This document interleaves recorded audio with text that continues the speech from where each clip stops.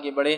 تو یہ بات بڑی اہم ہے، یاد رکھیں. اب ایک چیز جو ضروری چیز ہے ہمیں استقامت کے تعلق سے جاننا، وہ یہ ہے جس استقامت کا اللہ نے حکم دیا ہے، اس سے مراد ظاہر اور باطن استقامت دونوں ہے.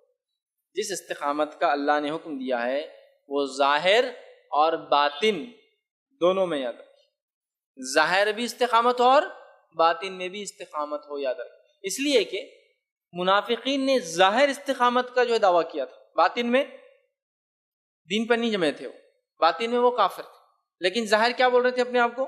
مسلمان بنو. تو ظاہر میں کیا، سمجھ رہے آپ؟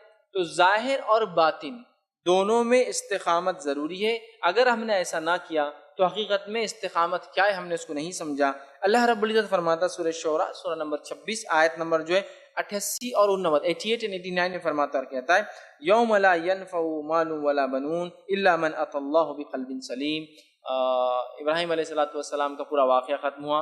اس کے بعد اللہ نے فرمایا کہ ابراہیم علیہ السلام نے کہا اپنے والد کو کہ جس دن مال اور اولاد کچھ کام نہیں آئے، جس دن کس دن؟ قیامت کے دن مال اور اولاد کچھ کام نہیں آئیں گے. الا من اتى الله بقلب سلیم، سوائے اس کے جو ایک صاف ستھرا پاکیزہ قلب سلیم لے کر آئے.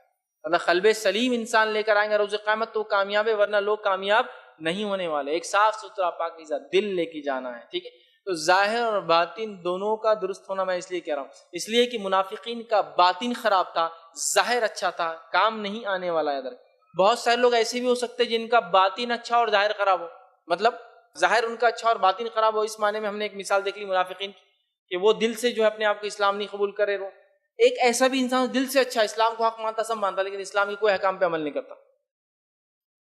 میں اسلام کو حق مانتا ہوں، اسلام کے لیے سب کچھ کرنے کو تیار ہوں، لیکن اسلام نے جو حکم دیا اس سے عمل کرنے کو تیار نہیں. تو باطن مطلب ظاہر اور باطن جو باہر ہے وہ اندر ہونا، دونوں میں استقامت ہمیں ضروری ہے. اور اندرونی استقامت دل کی بہت زیادہ اہم ہے، اس لیے کہ دل جب کمزور پڑتا ہے تو اعمال کمزور پڑ جاتے ہیں. اللہ رب العزت دل کی اہمیت یہاں واضح کی، کہا کہ اس دن وہ کامیاب ہوں گا جو لائیں گا ایک بے روگ دل، ایک صاف دل، ایک صحیح دل، بے عیب دل، ایسا دل جس نے وہ کام نہیں کیا ہوں گا یا وہ چیزیں اپنے اندر نہیں رکھی ہوں گی جس سے اس کا